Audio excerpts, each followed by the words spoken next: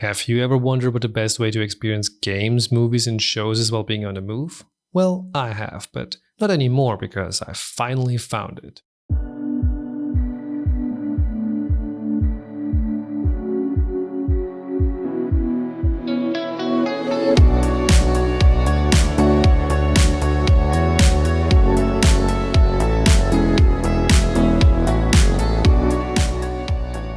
Earlier this year, I set out to try and find the absolute best way to experience games or watching movies while on the go. This ranged from the usual suspects like the Switch, Steam Deck, iPad, laptop, and of course your good old smartphone. But if you've ever been stuck on the same seat for a prolonged time, you know that none of those, even with today's technology, is a satisfying solution. Most of the time, no matter what device, prolonged stare-downs can lead to suffering in the neck and back area, caused by what experts would call the shrimp position.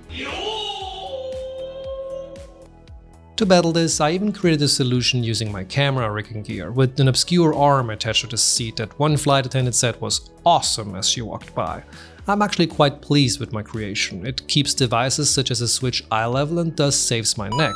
It also frees up precious tray space so you can continue to watch a movie while being served what can only be described as blended delights. And when needed, you can even move it to the center to do some multiplayer sessions with your travel partner in crime. But the downside of this contraption is the necessary construction and the arguably crude way of transporting all that gear, coupled up with the constant fear of ripping out an airplane seat and having to pay an exuberant amount of money in damages.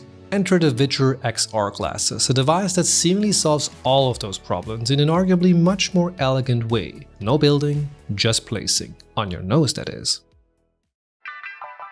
But before we go deeper, just to give you some context, let's quickly talk about that XR in the name. I'm sure you've heard of VR and AR before, that is virtual reality and augmented reality. The first one is probably the best known one and entered the mainstream collective when the Oculus Rift came out back in 2013. By now the company has been bought by Meta and is busy pumping out standalone headsets like the Quest 3, which came out just a couple of months ago. Then we have AR, which stands for augmented reality. Its best known contender is probably the Microsoft HoloLens, at least that's the first one that I saw. Augmented reality doesn't try to wrap you into a blanket and send you off to a different world. Instead, it, as the name suggests, augments your reality. Kinda what Apple is focusing on with their upcoming Vision Pro headset, except that they are, in a typical Apple manner, calling it a spatial computer instead of an AR headset. Now, where do the Viture glasses fit in here? Well, on neither side, because they are mixed reality glasses, hence the X in the XR name. Now, this can be a bit confusing to understand at first, but I think the best way to explain it is that they don't really change any reality.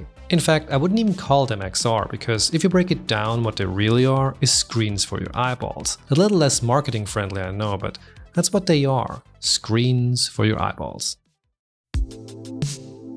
Just like with headphones, the most difficult part of reviewing something like this is trying to convey the experience of using it. I will try my absolute best to do that, to film and simulate it, but just so you know, in reality, everything looks just a little better than what you see here.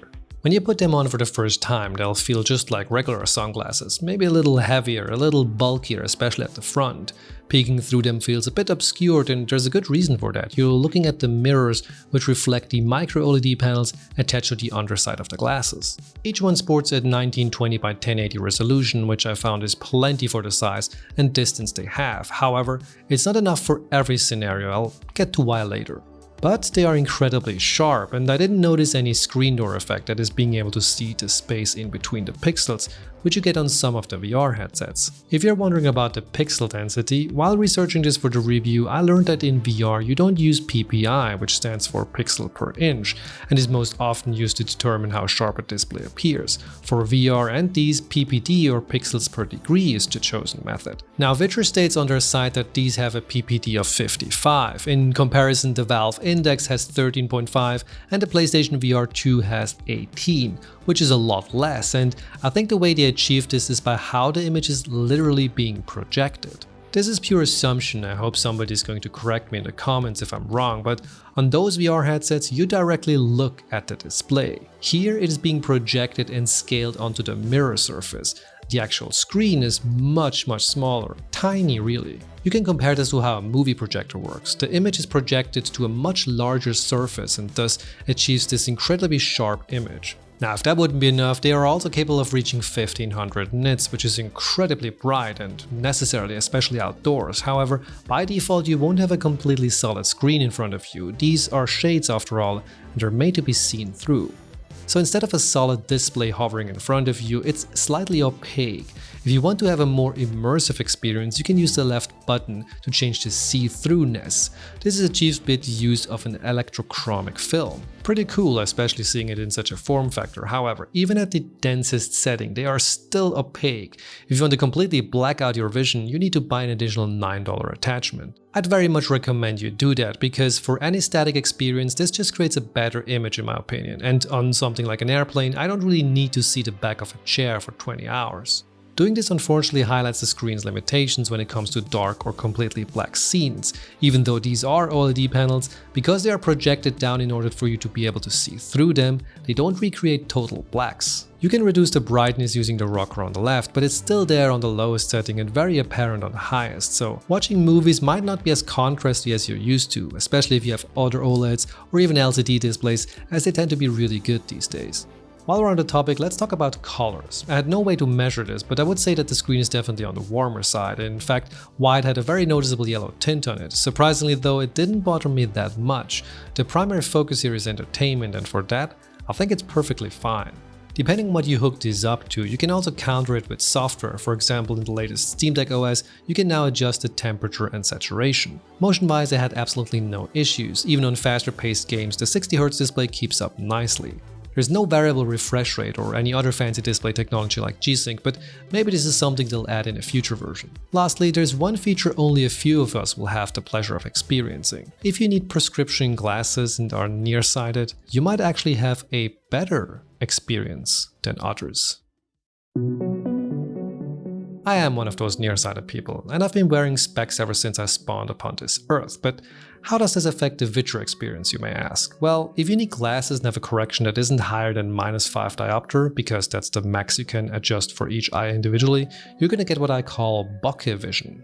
My bad eyes naturally make everything blurry behind the screen, which in return makes it pop right into your eyeballs. I absolutely love this side effect. It also means that I don't need a prescription attachment, nor do I need to wear contacts when I want to use these. So for everyone wearing glasses, if you're within range, you're covered and then some. But it also means that I can't walk around with them because I'm positively blind, but then again, I don't think anyone should be walking around with these. Even though you can see through them pretty clearly when they are not activated, your vision is still obscured by the mirror element, and I just don't think it's a good or safe idea to wear something like this while being out and about. You also lose the darker shade as soon as you disconnect the cable, so they don't really work as sunglasses without power anyway. But let's finally talk about how you actually hook these up to your device of choice. As I've repeatedly said, these are screens for your eyeballs, and they work just like that. Any device that can output a video signal through USB-C should technically work. For example, the Steam Deck just switches to the glasses the second you plug them in. This makes sense as it is simply being recognized like any other external display, but it still feels kinda weird because these come in the shape of a pair of sunglasses. There are exceptions though, like the Switch, which requires the dock, but Viture did think of this as well and is selling this power bank that includes or mimics the Switch dock and thus will make your Switch output that precious signal as well. They also sell this handy attachment so you can clamp it to the back. Be warned though, this 13,000 mAh battery will add a hefty 355 grams to your Switch, and depending on how you hold it or like to hold your Switch, the bank might make it a lot less comfortable. It works much better on the Steam Deck. Yes, they also sell an attachment for that. However, there's one glaring issue with this, and it's the fact that it completely covers up the Steam Deck's ventilation. I don't know how this got past quality control, but don't get this unless you want to cook your precious handheld. What should not be overlooked though is that this battery bank also contains an HDMI port, which unbelievably can be used to hook up any HDMI device to the Viture glasses. For example, I plugged in a PS5 which just worked, and the same goes for an Xbox Series X, and I'm going to assume any other HDMI device. Of course, you're unlikely going to be lugging around a PS5 on your travels, but who am I to judge? I attached a camera arm to an airplane seat. Moving over to smartphones, here we got a bit of a trickier situation. If you have an iPhone before the 15th generation, you will need a lightning adapter. Again, Viture will happily sell you one, but I'm going to assume that the USB-C powered iPhones will output a signal just fine, at least the Pro models. I'm not so sure about the regular ones as they only have USB 2 specs.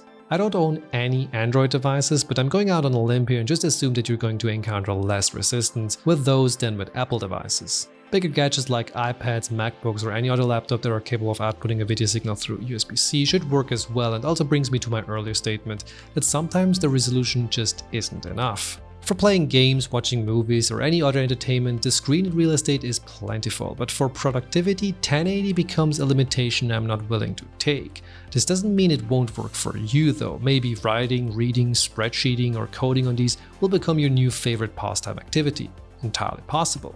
But I would say for creative work, at least I need more space. I can't edit a video on a 1080p canvas, it's just not enough. Photo editing might pass, but the screen's color accuracy is going to tamper with your output here.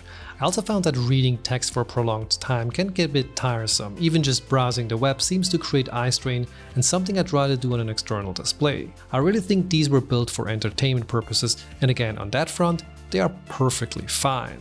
Another issue you might encounter is software limitations on your device of choice. For example, on the iPad with iPadOS 17, you can enable Stage Manager, which will then fill up every available pixel, but for some reason the Netflix app just doesn't go full screen. I don't have this issue with YouTube, Apple TV, or even the Max app. It's just Netflix that doesn't want to play a game. This is no way Viture's fault, this is Netflix, but the point I'm trying to make is that if you have a very specific app you want to use with these, regardless of the device it is running on, maybe check on another screen first if you can output a full signal before pulling the trigger.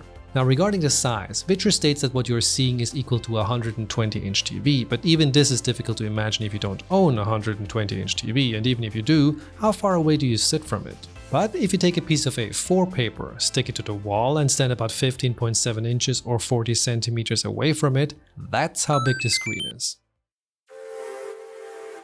I'm gonna go over some other technicalities and specifications now. I don't think this is as important, but it's good to know in order to make a proper purchasing decision.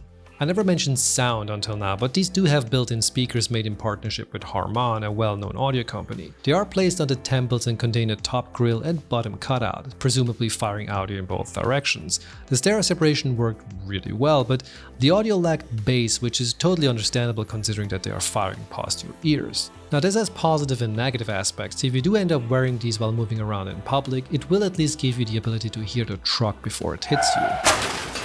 But it also means that you can't cut off outside sound, and neither can the people who sit next to you. Depending on your volume, they will hear everything that you hear. Another nuisance is that they reset every time you plug them in, meaning they don't remember the audio level you set them to. Of course, you can immediately decrease the output, just double press the mode button, and the brightness rocker turns into a volume 1. While we're on the topic of disturbing people in public, I do feel like I have to mention this just in case, but your viewing might not be as private as you think. Whatever you are watching, you can kinda make it out on the front of the glasses. Anyway, I think you get what I'm trying to say. Don't do that stuff in public. There's also built-in 3D support if your media and playback device supports it. It's a bit finicky to use, and I have to admit I didn't spend too much time on this. If you're interested in a deeper dive, let me know and I might revisit this. But in a nutshell, due to the fact that you have an individual screen per eye, these glasses lend themselves perfectly to 3D viewings. You can activate it by holding the mode button on the left for a couple of seconds until the screen switches and you're in. If you get a little square instead of a widescreen video, it's because your content is not in full SPS resolution. Both eyes need a full 1080 source in order to fill the screen. Linked in the description is a YouTube playlist that contains some examples. Of course, the question now is if this also works for games, and the short answer is yes. The long answer is also yes, but you're gonna have to do a little bit of work here depending on the title. There are games that natively support 3D, or you can set up Reshade on PC in order to get things running. I think the fact that you can do this is pretty cool and amazing actually. I did not know that there was a whole 3D game community, but then again, I know very little of this world. But you probably guessed it already. I said PC, and that means mobile devices will be a bit limited here. I actually couldn't get any 3D content to work on my iPad, it just doesn't want to play along. The MacBook is fine, but checking out Viture's compatibility list, I think Apple devices, at least the mobile ones, aren't the best pick for this. But if you have a compatible device, game or video, once you get it running, the results are very nice and the 3D effect is recreated beautifully. I almost missed the days when everything was 3D. Finally, we have arrived at the neckband. I didn't get one of these, but from what I understand, this is like an Android TV box that connects to the Vitures and lets you stream movies, videos, and games. Now, you might wonder, well, so this is just like any other device you can hook up to the Viture, except that this thing is slung around your neck, right? Well, kind of. By default, every tiny bit of movement you make with your head, the screen is going to mimic. Remember, these aren't AR glasses, the screen doesn't stay in place, but with the neckband, they are advertising that it will remove the vibrations, and you get the ability to minimize your content to the corner, which sounds pretty cool if you ask me. One of these features is actually already built in, albeit in a better version, and that's the stickiness, but this has been a bit glitchy when I tried it. You can activate it by pressing the mode button 3 times, however, the stickiness doesn't work like I expected. Instead of remaining in place, the screen is simply cropped when I move my head. I think this has to do with the fact that unlike with VR headsets where the field of view is very wide, here the actual screen part is much smaller, so there's not a lot of room for the screen to remain in. Honestly, I'd stick to the regular viewing experience. The whole 3D and stickiness and minimizing part is just too much hassle. Alright, let's finally talk about the elephant in the room, which is design. I quite like them. There's minimal branding and no over-the-top elements that make them look cheap. They also feel a lot more solid than they look and feature elements that regular glasses do too, which is good. Like a little flex in case you got a wider melon, the screw to fix the temple tension is also a simple flathead that can easily be adjusted. Again, just like normal glasses. The only missing elements here were the adjustable temple tips. Normally these are bendable to create a firm fit on your face, and I'm guessing they can't be adjusted here because they contain electronics, at least the right side does. That's where the MagSafe-like cable is located. Size-wise, I wouldn't have bought these if they were regular sunglasses. I've got a very narrow face and usually have to get the smallest size. For example, my own pair has a width of 13 cm end to end, and the Vitures have 14.6. This doesn't sound like much, but as you can see on my decapitated friend here, visually, it's quite a difference. But even with the larger size, I managed to find a good fit thanks to the included nose pads. However, this process is less about being fashionable and more about the screen. If the glasses are just a little off, you won't be able to see the whole display. So if you're like me, you might end up with the tallest nose pads that look a little silly on the outside, but work great on the inside. In the beginning I talked about these being the perfect travel companion, and I stand by that. I have never experienced such an entertainment experience while being on the go. The way they are packaged up and what you need to run these are all handily contained within this neat case. It's just a USB-C cable really, because you don't need anything else, which is just wonderful. This could have been a nightmare scenario to set up, one of those devices with great promise but terrible user experience, but no. This is about as easy as it gets. Yes, there are some issues with the screen's color accuracy and contrast, or if you've got a bright spot behind you, you're gonna see it because the mirror inside here really likes to reflect things. But the fact that these work with pretty much every device that can output a video signal and that they don't run on batteries but are tethered, which I like a lot because otherwise I would have to charge them, they would run out of batteries too fast, and inevitably introduce input delay if they were wireless. There is but one issue hovering over these, and that's the price. At $439, it's a lot, but there are frequent sales and I'd recommend you try to hit one of those, but there's no hiding it. These are expensive, and even though I primarily looked at them and will be using them on the go, nobody's going to stop you from wearing them at home. I just think on the longer trip or cross-Atlantic flight, these are going to be amazing. Traveling won't be the same again, and thank God for that. Hey, thank you so much for watching. I really appreciate you staying here till the end. Full disclosure, Viture did send me this pair but had no input on the review. They did ask to see the draft of the script before, but just to make sure that there were no technical inaccuracies. They did not change anything, nor did they pay me to say anything else. Anyway, thank you so much for watching. I hope you're enjoying winter and see you in the next one. Bye!